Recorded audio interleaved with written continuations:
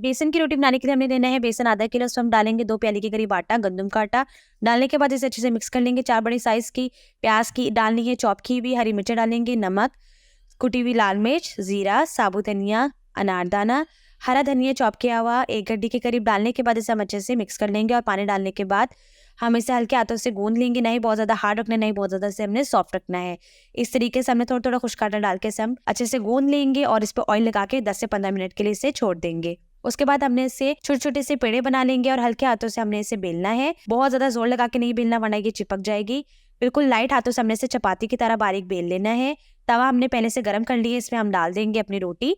रोटी डालने के बाद हमने इसे देसी घी लगा के हम इसे अच्छे से सेक लेंगे और गोल्डन ब्राउन और क्रिस्पी होने तक हमने इसे पका लेना है। तो लीजिए हमारी बड़ी मज़ेदार सी बेसन की रोटी तैयार है। इसे लहसुन की चटनी के साथ खाएँ और मेरी वीडियो को लाइक करें, मेरे चैनल को सब्सक्राइब करें और शेयर करें। Thank you.